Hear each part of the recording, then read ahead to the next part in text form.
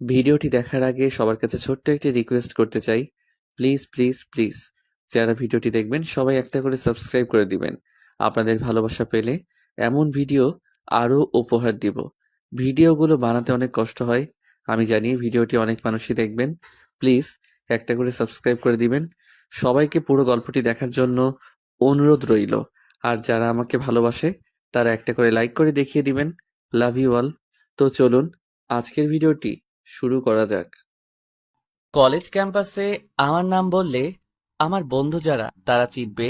যদি ফাজিল ছেলে বলেন তবে স্যার সহ সবাই আমাকে দেখিয়ে দিবে। এই কলেজে ভর্তি হয়েছি মাত্র 1 মাস।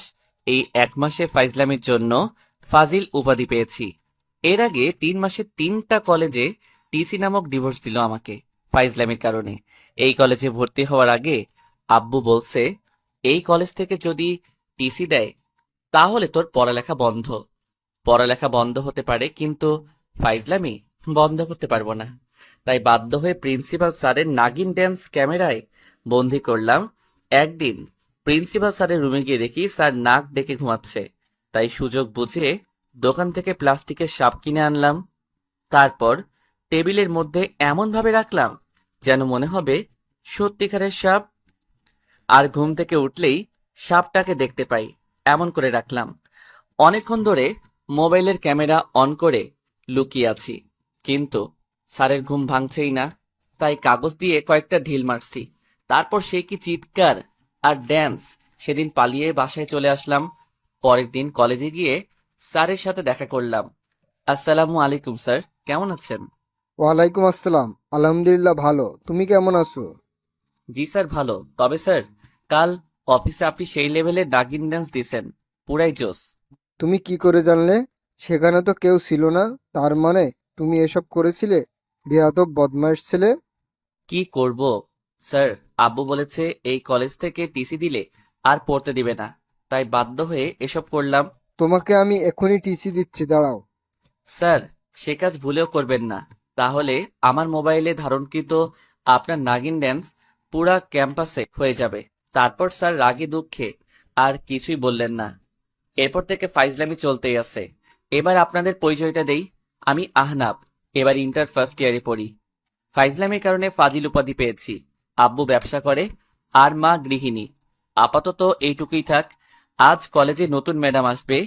প্রিন্সিপাল স্যার আগেই আমাকে বলেছেন যেন ওনার সাথে ফাজলামি না করি।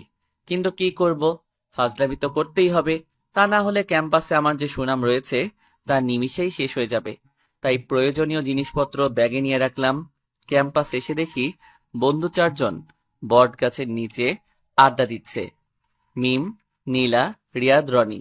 কাছে যেতেই নীলা বাদে সবাই আমাকে দেখে ফেলছে। আমি হাত দিয়ে ইশারা করলাম যাতে তারা নীলাকে কিছু না বলে। আমি ব্যাগ থেকে ভূতের মাস্ক নিয়ে পড়ে নীলার মাথার পিছনে গাঁটটি মারলাম। নীলা পিছনে ফিরতেই আমি সরে নীলার সামনে গিয়ে বসলাম আর নীলার দিকে তাকিয়ে আছি। নীলা পিছন ফিরে কাউকে না দেখে সামনে তাকাতেই ভূত বলে এক চিৎকার দিয়ে 2-3 হাত পিছনে চলে গেল। আর আমরা সবাই হেসে উঠলাম। নীলা এসে আমার পিঠে কিল ঘুষি মারতেছে। ফাজিল, আমি তো ভীষণ ভয় পেলাম। তুই এত ভীতু, আগে তো জানতাম না। তুই আমার জায়গায় হলো বুঝতে। সাহসী হোস আর ফিতু, ভয় তুই পেতেই। হয়েছে, আর বলতে হবে না। তা কি বিষয় নিয়ে আড্ডা হচ্ছে? আজ নতুন ম্যাডাম আসবে, তাকে নিয়ে। তা ওনার বিষয় নিয়ে আড্ডা দেওয়ার কি আছে?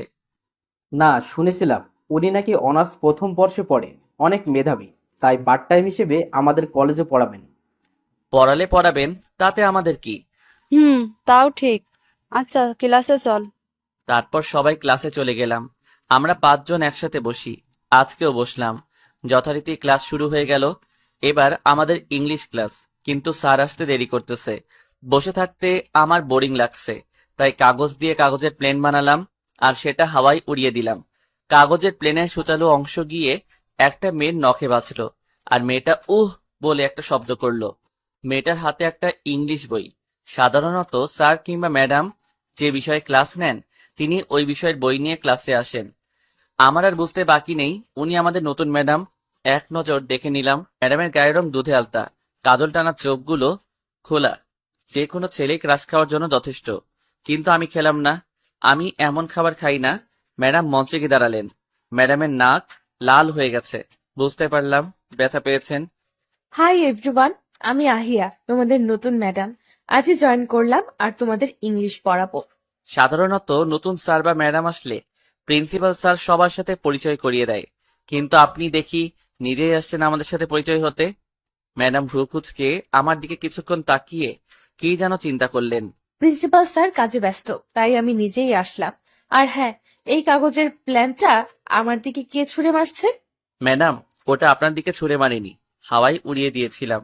কিন্তু কি করে জানবো যে কাগজের প্লেনটা আপনাকে পছন্দ করে, আপনার সাথে মোলাকাত করতে গেছে? এ কথা বলে আমি বসে পড়লাম। ম্যাডাম তীক্ষ্ণ চাহনি নিয়ে কিছুক্ষণ তাকিয়েছিলেন আমার দিকে। আচ্ছা, শুনেছিলাম তোমাদের ক্লাসে একটা ফাজিল ছেলে আছে, তা সে কি আজ ক্লাসে আছে? ম্যাডামের কথা শুনে ক্লাসের সবাই আমার দিকে তাকালো, আর আমি ম্যাডামের দিকে তাকিয়ে একটা মৃদু হাসি দিলাম। হো, তুমি সেই ফাজিল ছেলে? তাই তো বলি, ক্লাসে কেউ কিছু না বললেও তুমি বুক ফুলিয়ে বসছো। ম্যাডাম ভুল বলছেন, বুক ফুলিয়ে বলি নাই, দাঁড়িয়ে বলছি। আমার কথা শুনে ম্যাডাম চুপ হয়ে গেল, আর ক্লাসে এক প্রকার হাসির রোল পড়ে গেল। সবাই হাসি বন্ধ করো। ম্যাডামের কথায় সবাই হাসি বন্ধ করলো। ম্যাডাম আমার দিকে একবার তাকিয়ে পড়ানো শুরু করলো। কিছুক্ষণ পর ম্যাডাম বোর্ডে কিছু লিখছেন, আর সবাইকে লিখতে বলেছে, কিন্তু কেউ না লিখে আমার দিকে তাকিয়ে আছে। কারণ আজ পর্যন্ত সব স্যার কিংবা ম্যাডামকে হেনস্থা করছি, কিন্তু নতুন ম্যাডামকে কিছুই করি নাই, তাই সবাই আমার দিকে তাকিয়ে আছে। পাশ থেকে নীলা বলল, কিরে, তুই সব স্যার ম্যাডামকে হ্যানিস্ত করছিস, কিন্তু নতুন ম্যাডামকে দেখি এখনো কিছুই করিস নাই। ক্রাশ খাইলি নাকি ম্যাডামের উপর? আস্তে করে বলল, আরে আমি ওইসব আজে বাজে খাবার খাই না। দেখ ম্যাডামকে কি করি। তারপর ব্যাগ থেকে তেলাপোকার কৌটাটা নিলাম। অনেক কষ্টে জোগাড় করছি। প্রিন্সিপাল স্যারকে অবশ্য ধন্যবাদ দেওয়ার দরকার, উনি আমার কাজটা সহজ করে দিলেন। আমি জানতাম না নতুন স্যার নাকি ম্যাডাম আসবেন, কিন্তু স্যার আমাকে আগের দিন বলে দিছেন নতুন ম্যাডাম আসবে। আমার হাতে তেলাপোকার কৌটাটা দেখে সবাই চোখ বড় বড় করে ফেললো। আমি হাত দিয়ে সবাইকে চুপ থাকতে বললাম। তারপর সাবধানে গিয়ে ম্যাডাম বইয়ের যে পৃষ্ঠায় পড়াচ্ছেন সেই পৃষ্ঠায় তেলাপোকাকে ছেড়ে দিয়ে বইটা বন্ধ করে দিয়ে নিজের সিটে বসে পড়লাম। এখন অপেক্ষায় আছি ম্যাডামের বইটা খোলার। ম্যাডাম লেখা শেষ করে বইটা হাতে নিয়ে ককরোচ বলে এক চিৎকার দিয়ে বইটা ফেলে দিয়ে ক্লাসরুম থেকে দৌড়ে বের হয়ে গেলেন। আর ক্লাসের সবাই সেই লেভেলের হাসতেছে। ম্যাডাম ক্লাসরুম থেকে দৌড়ে প্রিন্সিপাল স্যারের রুমে গেলেন। কি ব্যাপার মামুনি, তুমি এভাবে দৌড়িয়ে কোথা থেকে আসলে? ও, আপনাদের তো বলা হয় নাই, প্রিন্সিপাল স্যার আহিয়া ম্যাডামের আব্বুর বন্ধু হয়। আঙ্কেল, রুমে ককরোচ। কি বলো, ক্লাসরুমে কর্কশ? ও, বুঝেছি, এটা ওই আহনাফের কাজ। আহনাফকে? আরে ওই ফাজিল ছেলে আছে না, ওরই কাজ এটা। সব টিচারদের হেনস্থ করেছে ফাজিলটা। এরকম ফাজিল ছেলেকে কলেজে রাখছেন কেন? টিসি দিয়ে দিতে পারেন না? কি বলবো আর, দুঃখের কথা। কেন, কি হয়েছে আঙ্কেল? তারপর স্যার সবকিছু বললেন, আরো বললেন যাতে আমাকে টাইট দিতে। আচ্ছা মামুনি, আজ বাড়িতে চলে যাও, কাল আবার এসো। কিন্তু আঙ্কেল, ক্লাস তো এখনো বাকি আছে। সেটা আজ আর করানো লাগবে না। তারপর ম্যাডাম অফিস থেকে চলে আসলেন, আর আমি আর আমার বন্ধুরা ব্যাগ নিয়ে ক্লাসরুম থেকে চলে আসলাম সেই বট গাছের নিচে আড্ডা দিতে। দোষ, আজ ম্যাডামকে এমন অপদস্থ করা তোর উচিত হয় নাই। আরে সেটা না, ম্যাম ককরোচ বলে সে কি চিৎকার দিলেন। এই কথা বলে আমরা সবাই উচ্চস্বরে হাসি দিলাম। হঠাৎ ম্যাডামকে আমাদের দিকে আসতে দেখলাম। ম্যাডাম আমাদের কাছে এসে আমার দিকে রাগী লোক নিয়ে তাকালেন, আর আমি হাসি দিলাম। কাজটা তুমি ভালো করলে না, এর প্রতিশোধ আমি নিব। ঠিক আছে ম্যাডাম, আমিও প্রস্তুত আছি। দূর। এ কথা বলে ম্যাডাম রাগে গজগজ করতে করতে চলে গেলেন, আর আমরা আড্ডায় ব্যস্ত সময় পার করছি। আড্ডা শেষে বাড়িতে এসে দেখি আব্বু চলে আসছে। বুঝলাম না, আব্বু তো রাত ছাড়া বাসায় আসে না। অত কিছু না ভেবে রুমের দিকে যাচ্ছিলাম, তখনই। আহনাফ, দাঁড়াও। জি আব্বু, কিছু বলবেন? একটা জিনিস বুঝলাম না, যে ছেলে ফাজলামি করার জন্য 3 মাসে 3টা কলেজে টিসি দিল, অথচ এই কলেজ থেকে একদমই অভিযোগ আসে নাই। ইন্টারেস্ট? আব্বু আমি ভদ্র হয়ে গেছি। তোর মতো ফাজিল ভদ্র হয়ে গেছে, বিশ্বাস হচ্ছে না? কি শুরু করলে? হ্যাঁ, ছেলেটা মাত্র কলেজ থেকে আসলো, কোথায় ফ্রেশ হয়ে খেতে আসবে তা না, কিসব প্রশ্ন শুরু করছে। আমি আর কিছু না বলে রুমে চলে আসলাম। পরের দিন কলেজে যাওয়ার জন্য কলেজ গেট দিয়ে প্রবেশ করতেছিলাম, তখনই পিছন থেকে কে যেন ধাক্কা দিল। ওই কোন শালারে পিছন থেকে ধাক্কা দিল! পিছন ফিরে আমি হতভম্ব হয়ে গেলাম, কারণ ম্যাডাম আমার দিকে চোখ বড় বড় করে তাকিয়ে আছেন। বুঝতে পারলাম ম্যাডাম ইচ্ছে করে ধাক্কা দেননি, কারণ সামনে দিয়ে একটা কার দ্রুত গতিতে চলে গেল। আসলে ম্যাডাম, আমি বুঝতে পারিনি, সরি। ম্যাডাম কিছু না বলে আমাকে পাশ কাটিয়ে চলে গেলেন। আমিও চলে গেলাম বন্ধুদের কাছে। আড্ডা শেষে ক্লাসে গেলাম। আজ প্রথম ক্লাসে ম্যাডাম আসলেন। এখন তো বাংলা বিষয়। ম্যাডাম, আপনি যত সম্ভব ভুল করেছেন। আমাদের এখন বাংলা ইংলিশ নয়। আমি জানি, তোমাকে বলতে হবে না। না ম্যাডাম, অনেকেই ভুল করে, তাই ভাবলাম আপনিও ভুল করেছেন। আচ্ছা, তুমি এত ফাজিল কেন? বিরক্তিকর। ম্যাডাম, সেটা শুধু আপনার ক্ষেত্রে না, সব টিচারদের ক্ষেত্রেও আমি বিরক্তিকর। তুমি বড্ড বেশি ফাজিল, তোমাকে শাস্তি দিতে হবে। শাস্তি আমাকে দিবেন?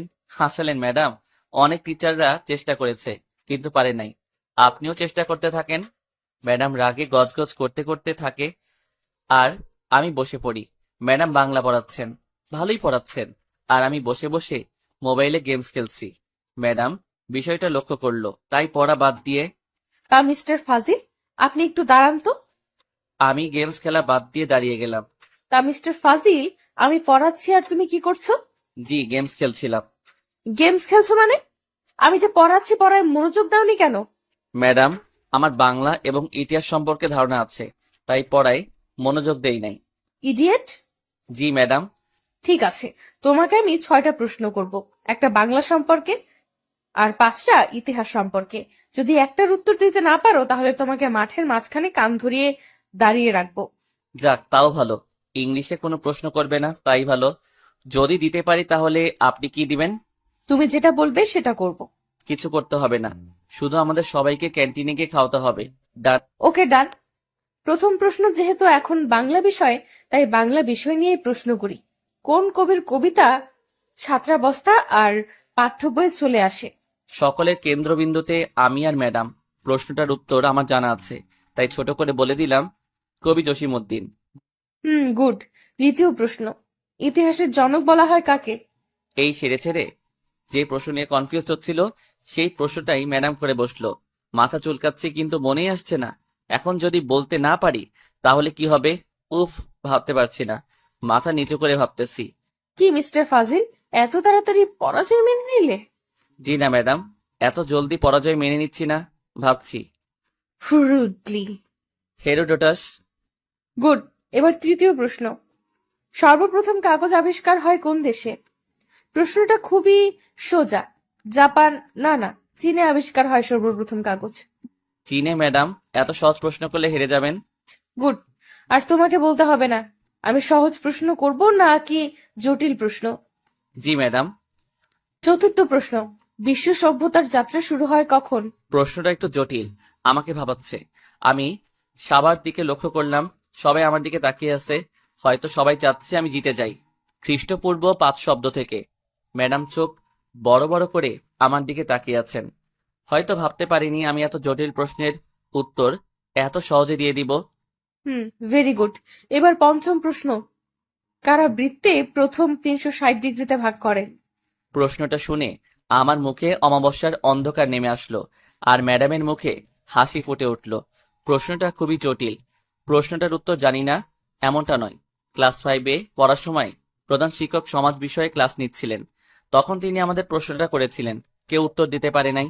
তিনি উত্তরটা বলে দিলেন এবং এটাও বললেন সারা জীবন মনে রাখতে, কাজে আসবে।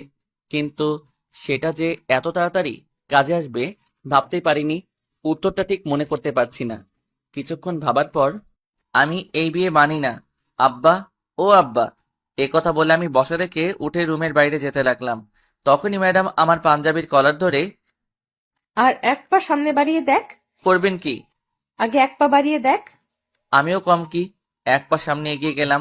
অমনি ঠাস, বেত দিয়ে পিঠে একটা বাড়ি মারলো। মারলেন কেন? হাত দিয়ে পিঠ ডলতে ডলতে, সবে তো শুরু, আর এক পা বাড়িয়ে দেখ। সব কটা মাইট তোর পিঠে পড়বে, একটাও মাটিতে পড়বে না। দেখুন ম্যাডাম, আপনি কিন্তু আমার সাথে অন্যায় করছেন। আবার ঠাস করে পায়ের মধ্যে বাড়ি মারলো। ম্যাডাম কি? এখন থেকে বউ বলে ডাকবি, ঠিক আছে? হুম। আমি আর কিছু না বলে বিছানায় পড়তে বসলাম।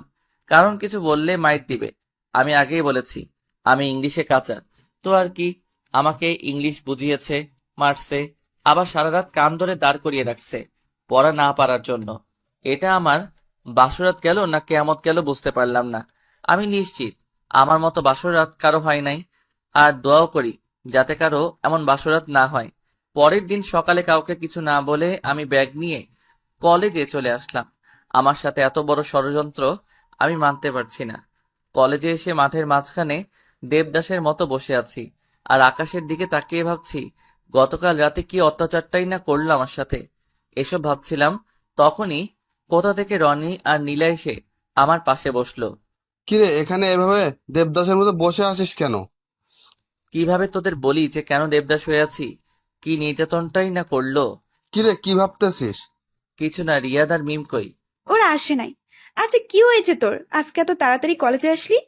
বললাম তো কিছু না, চল আমার খিদা লাগছে, ক্যান্টিনে চল। তারপর আমরা ক্যান্টিনে গিয়ে আমি চা বিস্কিট খেলাম আর ওরা কফি। কিছুক্ষণ পর রিয়াদ আর মিম আসলো। আমরা আবার আড্ডায় মেতে উঠলাম। ক্লাস আড্ডা শেষ করে বাসায় যেতে বিকাল হয়ে গেল। বাসায় এসে দেখি দরজা খোলা, তাই বাসার ভিতর ঢুকে নিজের রুমের দিকে যাচ্ছিলাম, তখনই পিছন থেকে আব্বু। ওই হারামজাদা, সকালে কাউরে না বলে কই গেছিলি? কলেজে গেছিলাম। হারামজাদা, গতকাল বিয়ে করেছিস আর আজকে কলেজ যাওয়ার দরকার ছিল? তোর শ্বশুর বাড়ি থেকে মেহমান এসেছিল তোদের নিতে, আর তুই কলেজে গেছিলি? কি এমন মেধাবী ছাত্র রে? আমি এই বিয়ে মানি না, মানলেই না শ্বশুরবাড়ি হবে। আব্বুর মুখের উপর কথা বলে দিলাম। তখনই কোথা থেকে ম্যাডাম, আই মিন আহিয়া এসে আমার কান চেপে ধরলো, ধরে আমাদের রুমে নিয়ে গেল। কি করছেন, কি ছাড়ুন, আমার ব্যথা লাগছে তো। আহিয়া আমার কান ছেড়ে দিয়ে রুমের দরজা বন্ধ করে দিয়ে আমার দিকে চোখ বড় বড় করে তাকিয়ে আছে। এবার আমি একটু না, অনেকটাই ভয় পাচ্ছি। আ আ আমার দিকে এভাবে তাকিয়ে আছেন কেন? ওই সময় আব্বুকে কি বলেছিস? আমি তো আপনার আব্বুকে চিনি না, আমি ওনাকে কি বলবো? ওই ফাজিল, আমি তোর আব্বুর কথা বলছি। কি ডেঞ্জারাস রে বাবা, একদিন আমার আব্বুকে নিজের আব্বু বানিয়ে ফেলছে, না জানি ভবিষ্যতে কি করবে। ওই, চুপ করে আছিস কেন, কথা বল। বলেছিলাম আমি এই বিয়ে মানি না। ঠাস করে একটা চড় মারলো আমার নরম তুলতুলে গালে। দেখুন ম্যাডাম, আমাকে আর চড় মারবেন না, তাহলে আমি কান্না করব। আবারও ঠাস করে একটা চড় মারলো। নিজের বউকে কেউ ম্যাডাম বলে? আমি এবার সত্যি সত্যি কেঁদে দিলাম। কি জোরেই না চড় মারলো, উহ কি শক্তি রে হাতে। ও লে লে লে লে, আমার বাবুটা বুঝি ব্যথা পেয়েছে। আসো আমার কাছে, আসো, আদর করে দিই। এ কথা বলে আমার শার্টের কলার ধরে তার কাছে নিয়ে আমার দু গালে দুটো চুমু দিল। এখন চুপচাপ গোসল করে রেডি হও, আমরা এখন আমাদের বাসাতে যাব।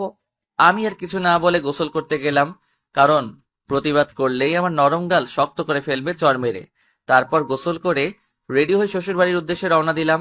শ্বশুরবাড়িতে যাওয়ার পর থেকে শুরু হলো অত্যাচার, তবে শারীরিকভাবে না, অন্যভাবে। এত এত খাবার দিচ্ছে যা বলার বাইরে, মানা করলেও শুনে না। অর্ধেক খাবারকে যখন উঠতে যাব, তখনই আহিয়া আমার হাত চেপে ধরে বসালো। তারপর বলল, একটু খাবার যদি অপচয় করো তাহলে রাতে খবর আছে বলে দিলাম। তো আর কি, না পারতেও খেয়েছি, এখন বিছানায় একপাশে শুয়ে আছি, না পারছি নড়তে। চোখ বন্ধ করে শুয়ে আছি, কখন যে চোখে ঘুম চলে আসলো বুঝতেই পারলাম না। কিছুক্ষণ পর মনে হচ্ছে কে যেন গুঁতো মারছে, কিন্তু কে মারতে পারে? এখানে তো আমি ছাড়া কেউ নেই। এবার আমাকে এক লাথি মেরে নিচে ফেলে দিল। ও মারে মা, আমার কোমরটা গেল রে। তাকে দেখি আহিয়া হাসছে, আমার ভীষণ রাগ উঠলো। মাত্র ঘুম আসছে আর উনি আমাকে লাথি মারলেন কেন? তো কি করব, তোকে সে কখন থেকে ডাকছি, তুই উঠছিস না, তাই লাথি মারছি। দেখছেন না আমি ঘুমাচ্ছিলাম, তো উঠালেন কেন? তুই আমার পা টিপে দিবি সেজন্য উঠাইলাম। আমি আমার জামা কাপড় নিচে ধুই না, আর আপনার পা টিপে দিব আমি? ইম্পসিবল। তুই টিপে দিবি না তোর ঘাড় টিপে দিবে? জীবনেও না। কি? এ কথা বলে আমার দিকে ধেয়ে আসছে, আসলেই তো আমাকে চড় মারবে। এই না না, আমার কাছে আসবেন না, আমি পা টিপে দিচ্ছি। এই তো গুড বয়। তারপর মাঝরাত পর্যন্ত আহিয়ার পা টিপা লাগছে। পরের দিন সকালে নাস্তা করে আমাদের বাসাতে চলে আসলাম। এখন আগের থেকেও বেশি পরিমাণ অত্যাচার করে আমার উপর। বাবা মাও আমার বিপক্ষে, না পারি সইতে না পারি কইতে। আজ দুদিন কলেজে যেতে পারছি না। বন্ধুরা ফোন দিয়ে জিজ্ঞেস করছে, বলছি একটু ব্যস্ত আছি তাই। কি করে তাদেরকে বলি আমার প্রতি এমন অত্যাচার হয়? আজ কলেজে গেলাম, গিয়ে দেখি বন্ধুদের মধ্যে একজন নতুন মুখ দেখা যাচ্ছে। আমি তাদের কাছে যেতেই এই হচ্ছে আমাদের মিস্টার ফাজিল, যার কথা তোরে এতক্ষণ বলছিলাম। আহানাব, এ হচ্ছে মীরা, আমাদের নতুন ফ্রেন্ড। আর মীরা, এ হচ্ছে আমাদের ফাজিল বন্ধু আহানাব। হাই। হ্যালো। তারপর মীরার সাথে পরিচিত হয়ে নিলাম। আমাদের বাসা থেকে কিছু দূর ওদের বাসা। এই কলেজে নতুন ভর্তি হয়েছে, বাবা সরকারি চাকরি করে, তাই এখানে ট্রান্সফার হয়েছে। আচ্ছা, আজ কয়েকদিন আহিয়া ম্যাডাম কলেজে আসছে না কেন রে? না তো, কিছুই জানি না। আমি ভালো করেই জানি। কি রে, কি বিড়বিড় করছিস? কিছু না। এরপর ক্লাস আড্ডা শেষ করে বাসায় যাচ্ছিলাম, তখনই দাঁড়া, হুম, বলো। আমার আর তোর বাসা একই দিকে, চল দুজনে একসাথে যাই। আচ্ছা চলো। আচ্ছা, কিভাবে যাবি? রিক্সা নিব নাকি হেঁটে যাবি? তুই কিভাবে যাবি? আমি তো হেঁটে যাব, আমার হাঁটতে ভালো লাগে। তাহলে চল, আমি হেঁটে যাব। তারপর দুজনে হাঁটতেছি আর গল্প করতেছি। গল্প করতে করতে আমি আমার বাসার সামনে চলে আসলাম। মীরা, এটা আমাদের বাসা, চল ভিতরে আম্মুর সাথে পরিচয় করিয়ে দিব। না, আজ না, অন্যদিন। আজ আসি, কাল দেখা, বাই। আচ্ছা ভাই। মীরাকে বিদায় দিয়ে বাসার দরজার সামনে দাঁড়িয়ে আছি। কয়েকবার কলিং বেল বাজালাম। কিছুক্ষণ পর আহিয়া এসে দরজা খুলে দিল। আমি কিছু না বলে বাসার ভিতরে গিয়ে সোজা খাবার টেবিলে গিয়ে বসলাম। আম্মু, আমার খিদা লাগছে, খাবার দাও। আগে গোসল করে আসো, তারপর খাবার দিব। পিছন থেকে বলল। আহিয়া আব্বু আম্মুর সামনে আমাকে তুমি করে বলে, আর সবসময় তুই করে বলে। আম্মু, আমার খিদা লাগছে, খাবার দাও। বললাম তো, আগে গোসল করে আসো, তারপর খাবার দিচ্ছি, নয়তো এখন দিব না। আম্মু, আমার কাছে কিছুই নেই, বৌমা যেটা বলবে সেটাই। খাবোই না আর। এ কথা বলে রাগ দেখিয়ে খাবার টেবিল থেকে উঠে রুমে চলে আসলাম। রুমে এসে ব্যাগটা খাটের একপাশে ছুঁড়ে বেঁধে শুয়ে পড়লাম। আমি এই বাসাতে এতদিন আছি, আমার কথার কোনো দাম নেই। আর দুদিন হলো না উনি আসছে, ওনার কথা সবাই শুনে খাবো না আমি। চুপচাপ বিছানায় শুয়ে আছি। বড্ড রাগ হচ্ছে, মনে করছে বাসার সবকিছু ভেঙে ফেলি। চোখ বন্ধ করে এক পাশে শুয়ে আছি। কিছুক্ষণ পর ঠাস ঠাস বেত দিয়ে দুটো বাড়ি মারলো আহিয়া আমার পিঠে। আমি পিঠ ডলতে ডলতে বিছানায় বসে বসে পড়লাম। ফাজিল, তোরে না কইছি গোসল করতে? তুই গোসল না করে শুয়ে রইলি কেন? সেটা আমার ব্যাপার, আপনারে বলবো কেন? কি, আমার মুখে মুখে কথা?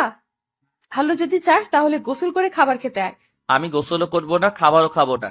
তবে রে, এই কথা বলে আমার কান চেপে ধরে ওয়াশরুমে নিয়ে গেল। 10 মিনিটের ভেতর গোসল করে বের হবি, তা না হলে তোর খবর আছে। জামা কাপড় কিছু আনি নাই তো।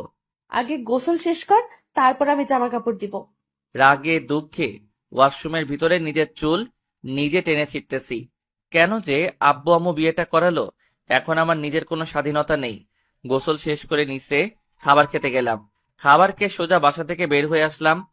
বাসাতে থাকলে আরো কত অত্যাচার সহ্য করা লাগতো কে জানে। এখন লেকের পাড়ে বসে আছি একা। আসার আগে এক প্যাকেট সিগারেট কিনে আনলাম। জীবনটা বেদনার হয়ে গেছে। একা একা সিগারেট ফুঁকতেছি, মোবাইলও আনি নাই যে বন্ধুদেরকে ফোন করে এখানে ডাকবো। একটার পর একটা ধরালাম, এভাবে এক প্যাকেট শেষ করে ফেললাম। বিকেলে ওরা আসলে একসাথে আড্ডা দিলাম। আড্ডা মাস্তি শেষ করে বাসায় যেতে যেতে রাত 9টা হয়ে বেঁচে গেল। বাসায় এসে কলিং বেল বাজানোর কিছুক্ষণ পর আহিয়া এসে দরজা খুলে দিল। আমি চুপচাপ পাশ কাটিয়ে রুমে চলে আসলাম। রুমে এসে শুয়ে আছি, মাথাটা ঝিমঝিম করছে। একসাথে এত সিগারেট কখনো খাই নাই, তাই শুয়ে আছি। তখনই ঠাস ঠাস করে বেত দিয়ে বাড়ি মারলো।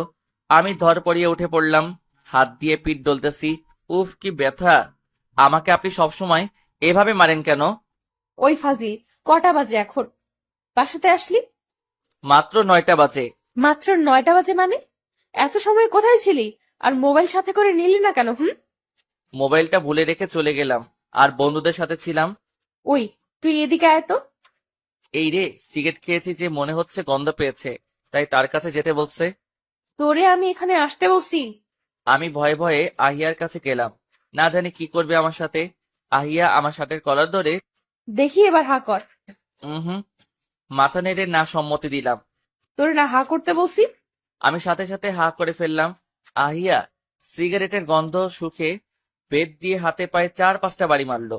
তুই সিগারেট ফুকেছিস? না মানে হ্যাঁ। এ কথা বলার পর আরো কয়েকটা বাড়ি মারলো। উফ, চোখে পানি চলে আসছে। এবার কান ধরে দাঁড়িয়ে থাক, আমি যতক্ষণ না বলবো ততক্ষণ। মারবেনও আবার কান ধরে দাঁড় করিয়ে রাখবেন? পারবো না আমি। আরো কয়েকটা মারা লাগবে, তারপর কানে ধরবি, তাই তো? এ কথা শোনার পর আমি সাথে সাথে কানে ধরে ফেললাম। শালার বেত, দিনে কোথায় লুকিয়ে থাকিস? পেলে না ধরে কুচি কুচি করে মেরে নদীতে ভাসিয়ে দিতাম। বেতের দিকে এক দৃষ্টিতে তাকিয়ে কথাগুলো মনে মনে ভাবছিলাম। আহিয়া মনে হয় কিছুটা আন্দাজ করতে পারছে। ওই, তোর লক্ষণ তো ভালো না। যদি ব্যাট এটার কিছু হয় তাহলে তোর খবর আছে। স্বামীর জন্য একটু ভালোবাসা নাই, আর বেতের জন্য দরদ উতলাইয়া পড়তেছে। কি বিড়বিড় করে বলছিস? বলছিলাম কি ম্যাডাম, না না বউ, এবারের মতো ক্ষমা করে দেন। হায় রে কপাল, শুনেছি বউ স্বামীকে আপনি করে বলে, কিন্তু আমার বউরে আমি আপনি করে বলা লাগছে। কি কপাল আমার। ক্ষমা করতে পারি, তবে একটা শর্তে। কি শর্ত? তোকে শপথ করতে হবে তুই আর কোনোদিন সিগারেট খাবি না, আর সন্ধ্যায় নামাজ পড়ে সোজা বাসায় চলে আসবি, কোনো আড্ডা দিতে পারবি না। জীবনেও না, সিগারেট খাবো না, তবে সন্ধ্যায় তাড়াতাড়ি বাসাতে আসতে পারবো না। তাহলে আর কি, কান ধরে দাঁড়িয়ে থাক। দেখুন, আপনি কিন্তু শিশু নির্যাতন করছেন। ওরে আমার শিশুরে, কয়দিন পর বাবা হবেন, উনি আসছেন শিশু। কথাটা বলে আহিয়া মাথা নিচু করে ফেলছে। বুঝতে পারলাম আহিয়া লজ্জা পেয়েছে, কারণ আহিয়া ফর্সা মুখটা রক্তিম রং ধারণ করছে। মেয়েদের লজ্জা পেলে এমন সুন্দর লাগে, তা আহিয়াকে না দেখলে বিশ্বাস হতো না। ঠিক আছে, আমি শপথ করছি। অতপর শপথ করতে বাধ্য হলাম, তা না হলে কতক্ষণ কান ধরে দাঁড় করিয়ে রাখবে কে জানে। পরের দিন সকালে, এই উঠ, কলেজে যাবি না? যাও তো, আজ কলেজে যাব না। কি, কলেজে যাবি না মানে? চিৎকার শুনে আমি ধরপড়ি বিছানায় উঠে পড়লাম। না না, যাব, আমি এখনই রেডি হচ্ছি। তারপর বিছানা ছেড়ে ফ্রেশ হয়ে রেডি হলাম কলেজে যাওয়ার জন্য। নাস্তা করে কলেজে গেলাম। গিয়ে আমাদের আড্ডার জায়গায় গেলাম। গিয়ে দেখি আমি বাদে সবাই উপস্থিত। কি রে, এত দেরি করলি কেন? এমনি, তা তোদের কি খবর? ভালো। তোর? এই আছি কোনো রকম। কেন, কি হয়েছে? না, এমনি। চল, ক্লাসের সময় হয়ে গেছে। তারপর সবাই ক্লাসে গেলাম। আজ ক্লাস তেমন নেই, আর ক্লাস করতেও ভালো লাগছে না, তাই সবাইকে বিদায় দিয়ে চলে আসছিলাম, তখনই। আহনাব, তোর কি সময় হবে? কেন? না মানে, আমি তো এই শহরে নতুন, কিছুই চিনি না। তুই যদি আমাকে এই শহরটা ঘুরিয়ে দেখাস, যদি তোর সময় হয় আর কি। আমার তো ভালো লাগছে না, ঘুরে দেখি হয়তো ভালো লাগতে পারে। আচ্ছা ঠিক আছে, চল। তারপর দুজন মিলে সারা শহর ঘুরে বেরিয়েছি। ঘুরতে ঘুরতে দুপুর হয়ে গেছে। মীরা, বাসায় চল, দুপুর হয়ে গেছে। তারপর রিক্সা নিয়ে দুজনে বাসার দিকে রওনা দিলাম। বাসার সামনে এসে রিক্সা থেকে নেমে, মামা এই নিন ভাড়া। এই, তুই ভাড়া দিচ্ছিস কেন? আমি ঘুরতে নিয়ে গেলাম, আমি ভাড়া দেব। সমস্যা নেই, তুই অন্যদিন দিস। তারপর ভাড়া মিটিয়ে বাসায় আসলাম। বাসায় এসে নিজের রুমে গেলাম। পিছন পিছন আহিয়া আসলো। এখন আমি আবার কি করলাম? মেয়েটা কে? কোন মেয়েটা? যার সাথে রিক্সা করে আসলি। ও ও হচ্ছে মীরা, আমার ফ্রেন্ড। মীরা হক আর টিরা হক, ওর সাথে তোর কি যে একসাথে রিক্সা করে আসলি? না না, ওর সাথে আমার কিছু নাই। ও বলছিল ওর শহরটা ঘুরে দেখাতে, তাই ঘুরে দেখালাম। কই, আমারও তো কোনোদিন ঘুরতে নিয়ে যাস নাই। কই, আমারে তো আপনি কোনোদিন বলেন নাই ঘুরতে নিয়ে যেতে। ঠিক আছে, আজ বিকেলে দুজন ঘুরতে যাব, ওকে? ওকে।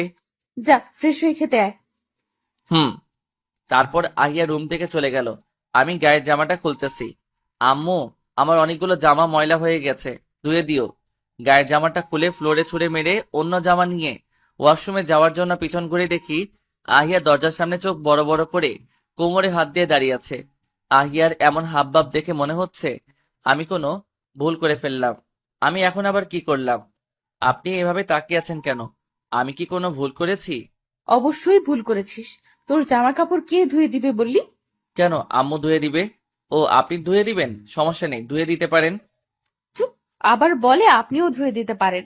আজ থেকে নিজের জামা কাপড় নিজে ধুবি, ঠিক আছে? না, ঠিক নেই, আমি আমার জামা কাপড় ধুতে পারবো না। আপনার সব কথা হবে নাকি? হ্যাঁ, আমার কোনো স্বাধীনতা নেই নাকি যে আপনি যা বলবেন তাই শুনবো? কি, আমার মুখে মুখে কথা? আর স্বাধীনতা দ্বারা দিচ্ছি তোর স্বাধীনতা। এ কথা বলে আমার দিকে ধেয়ে আসছে। এই না না, আজ থেকে আমি আমার নিজের জামা কাপড় ধুবো। এই তো গুড, যা, তোর যত ময়লা জামা আছে সব কটা ধুবি, যা। কিন্তু আমি তো পারি না, আগে কোনোদিন ধুইনি। আগে ধুসনি তো কি হয়েছে, এখন থেকে ধুবি, যা। হুম, আমার বয়সে কোনোদিন জামা কাপড় ধুই নাই, এখন ধুতে হবে ভাবতেই কান্না আসতেছে। অনেক জামা ময়লা হয়েছে, সবগুলা ধুতে হয়েছে। আগে কখনো ধুই নাই, তাই ওয়াশিং পাউডার উপর এত জ্ঞান নাই, না থাকায় অধিক পরিমাণ ব্যবহার করেছি, যার ফলে হাতের কিছু কিছু জায়গায় চামড়া উঠে গেছে, হাত জ্বলতেছে। মন খারাপ করে গোসল করলাম আর জামা কাপড়গুলো রোদে নিজে শুকাতে দিলাম। ভাবতেই কান্না আসতেছে। আগে কোনোদিন জামা ধুই নাই, আর আজ রোদে শুকাতে দিচ্ছি। দুপুরে খাবার সময় টেবিলে বসে আছি, বাসায় আসছি সে কখন, কিন্তু আম্মুকে একটা বারও দেখলাম না। আহিয়া খাবার এনে খাবার বাড়তে, আচ্ছা আম্মু কোথায়? আম্মুকে দেখছি না যে। আম্মু আর আব্বু ছোট ফুপিদের বাসাতে গেছে। ও, আগে আব্বু আম্মু আমাকে ছাড়া কোনোদিন কোথাও যায় নাই, আর আজ আমাকে না বলে ছোট ফুপিদের বাসাতে গেল। আহিয়া খাবার বেড়ে দিল। আমি খাবার হাতে নিতেই হাত জ্বালা শুরু করলো। ভীষণ জ্বলতেছে, তাই খাওয়া বন্ধ করে চুপ করে বসে আছি। আহিয়া বিষয়টা লক্ষ্য করলো।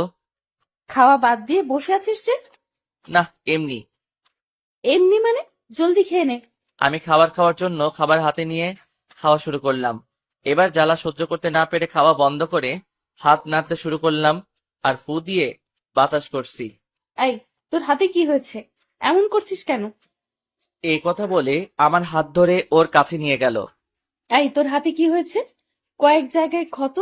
আমি আপনাকে আগে বলেছি, আগে কখনো জামা কাপড় ধুই নাই, জামা কাপড় ধুতে গিয়ে এমন হয়েছে। আহিয়া আর কিছু বলল না, বসা থেকে উঠে ফ্রিজ থেকে বরফ নিয়ে আসলো। নে, এগুলো হাতের মধ্যে ধরে রাখ। আমি কিছু না বলে বরফটা হাতে নিয়ে ধরে বসে আছি। কিছুক্ষণ পর, নে, হা কর, আমি খাইয়ে দিচ্ছি। না না, জ্বালা বন্ধ হলে আমি নিজে খেতে পারবো। আহ, বলছি না হা করতে, এত কথা বলিস কেন? আমি আর কিছু না বলে চুপচাপ খেতে থাকলাম। আম্মু ছাড়া এই প্রথম অন্য মানুষের হাতে খাবার খাচ্ছি, তাও আবার বউ। এবার লক্ষ্য করলাম আহিয়া চোখ থেকে কয়েক ফোঁটা জল বের হয়ে পড়ে গেল। এ কি, আপনি কাঁদছেন কেন? এমনি। আচ্ছা, একটা কথা বলি, বল। আপনি কি আমাকে ভালোবাসেন, নাকি ফাইজলামির জন্য প্রতিশোধ নিচ্ছেন? আহিয়া আমার এমন প্রশ্ন শুনে ভ্যাবাচেকা খেয়ে ফেলল। আহিয়া কিছু না বলে চুপ করে আছে। কিছুক্ষণ চুপ থেকে, খাবার খাওয়ার সময় এত কথা বলিস কেন? চুপচাপ খাবার খা। আমি কিছু না বলে চুপচাপ খেতে থাকলাম। বিকেল বেলা দুজনে ঘুরতে বের হলাম। এখন দুজন লেকের পাড়ে হাঁটতেছি। আমার মনে হচ্ছে আহিয়ার হাত ধরে হাঁটতে, কিন্তু ভয় হচ্ছে তাই চুপচাপ হাঁটতেছি। হঠাৎ মনে হলো আমার কেউ আমার হাতটা শক্ত করে ধরলো। তাকিয়ে দেখি আহিয়া। আমি চোখ বড় বড় করে আহিয়ার দিকে তাকিয়ে আছি। কিরে, এভাবে তাকিয়ে আছিস কেন? না, এমনি। চল, ফুচকা খাবো। আচ্ছা, একটা কথা বলি, বল। আমরা তো স্বামী স্ত্রী, তাই বলছিলাম কি আমরা একে অপরকে তুমি করে বলি। আহিয়া কিছুক্ষণ কি যেন চিন্তা করলো। ঠিক আছে, তবে শুধু তুমি তো, অন্য কিছু না। ওকে। তারপর দুজনে ফুচকা খেলাম। সন্ধ্যায় বাসায় আসলাম। এসে দেখি আব্বু আম্মু বাসায়। অবশ্য আম্মুর কাছে এক্সট্রা বাসার চাবি আছে। তোমরা কোথায় গেলে? আম্মু, আমরা একটু ঘুরতে গেলাম। ঠিক আছে, এখন তোমরা রেস্ট নাও। তারপর আমি রুমে চলে আসলাম। এসে ফ্রেশ হয়ে বিছানায় শুলাম। শরীরটা বড্ড ক্লান্ত লাগছে, তাই শোয়ার সাথে সাথে ঘুমের রাজ্যে হারিয়ে গেলাম। আহিয়া আম্মুর সাথে কাজ করছিল। কাজ শেষ করে রুমে আসলো। আনাফ, আনাফ, ঘুমায় গেল নাকি? তুমি না তখন বলছিলা তোমাকে আমি ভালোবাসি কিনা? আমি আমার কলিজার বরটাকে ভালোবাসবো না তো কাকে বাসবো? আমি জানি আমি তোমাকে অনেক শাস্তি দিই, কিন্তু কি করব? আমি তো আমার শ্বশুর শাশুড়িকে কথা দিয়েছি আমি আমার ফাজিল বরটাকে মানুষের মতো মানুষ করব। মনে মনে কথাটি বলছিল। আহিয়া আর আহনাপের মাথায় হাত বুলিয়ে দিচ্ছে। এদিকে আমি তো অচেতন হয়ে পড়ে আছি গভীর ঘুমে। সকালবেলা, আম্মু, আমি কলেজে গেলাম। দাঁড়া, বৌমাও যাবে তোর সাথে। ও যাবে কেন? তুই কি ভুলে গেলি বৌমা তোর কলেজের টিচার? না, ভুলিনি। উনি তো আমার সিনিয়র ম্যাম ভার্সেস দুষ্ট ছাত্র। হায় আল্লাহ, আজ কি হবে?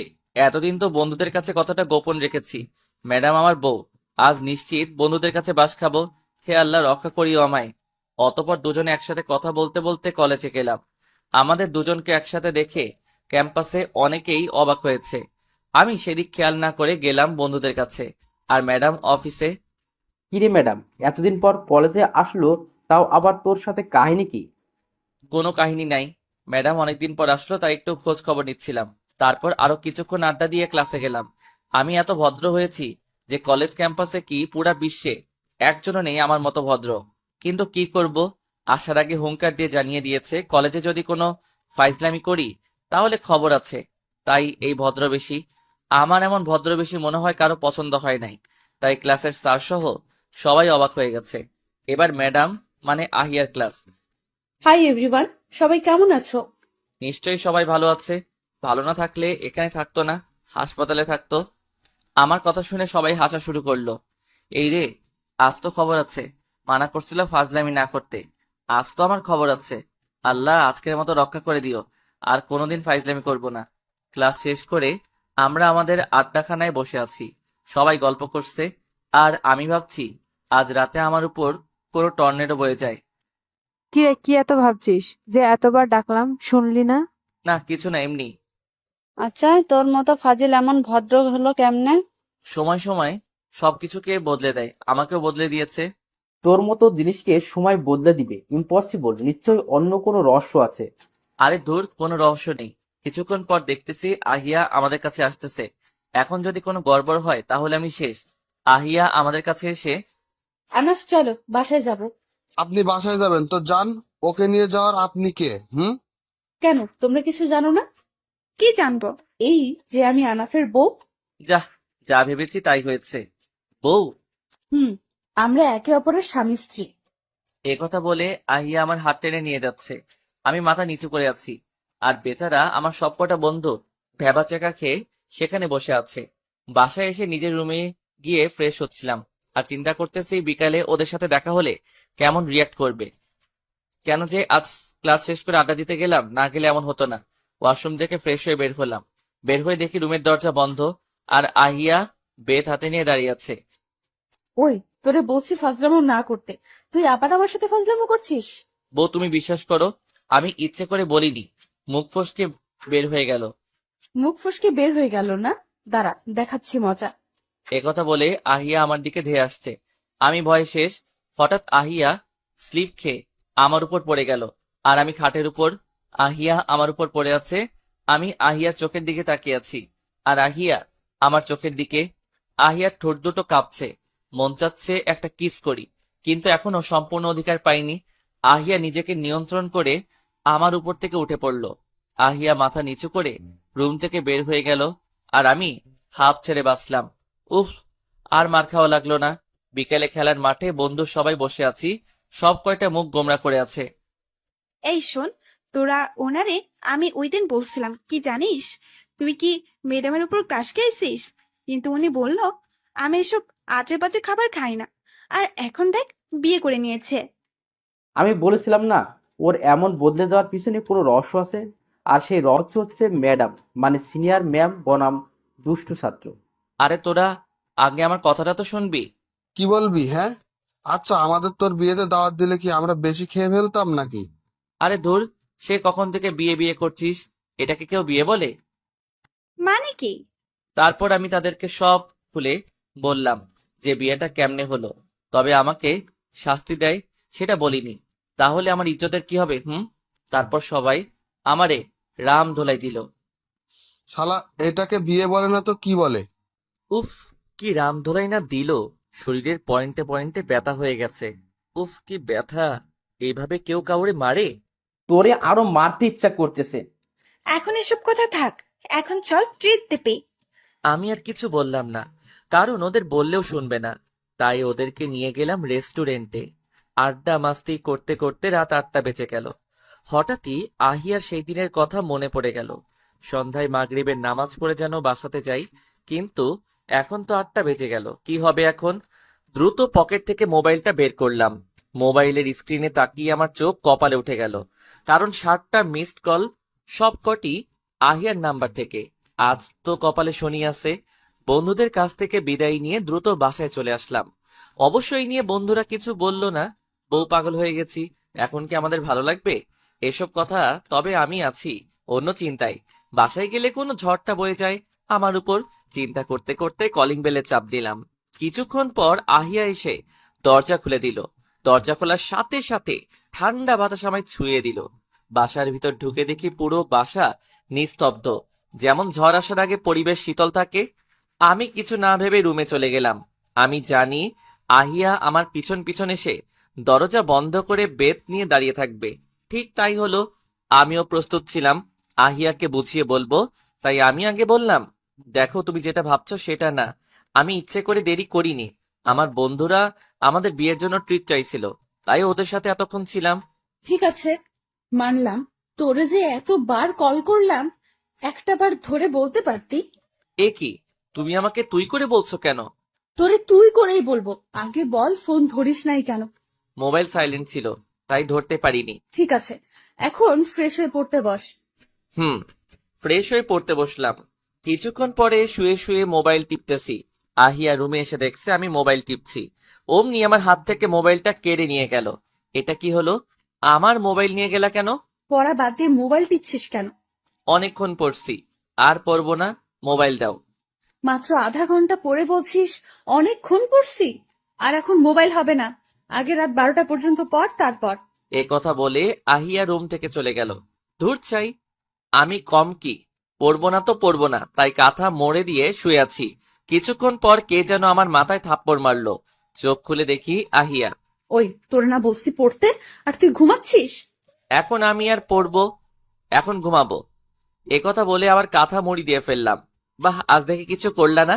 আমাকে অন্যদিন তো মেরে উঠাতো। ডিনার করবি না? না, খিদে নেই। তারপর ঘুমিয়ে গেলাম।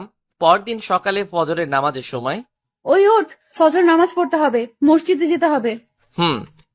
না, এখনই ওঠ। তারপর উঠে মসজিদে গিয়ে ফজর নামাজ পড়ে আবার এসে ঘুমিয়ে গেলাম। ওঠ, আজ শুক্রবার বলে আর কতক্ষণ ঘুমাবি? আরো 2 ঘন্টা। না, আর 1 মিনিটও না। এখন যদি না উঠিস তাহলে খবর আছে। উফ, কি শুরু করছো? আজ শুক্রবার, একটু শান্তিতেও ঘুমাতে দিবে না? অতঃপর বিছানা ছাড়তে বাধ্য হলাম। ঘড়ির দিকে তাকিয়ে দেখি মাত্র 10টা বাজে। ফ্রেশ হয়ে নাস্তা করলাম। দুপুরে গোসল করে জুম্মার নামাজ পড়তে গেলাম। বিকেল বেলা বাসা থেকে বের হব, তখনই। আহানাপ, এখন বাইরে যাওয়া লাগবে না। কেন আম্মু? বৌমাকে নিয়ে মার্কেটে যেতে হবে। কেন আম্মু? কেন মানে, মার্কেটে কি জন্য যায়?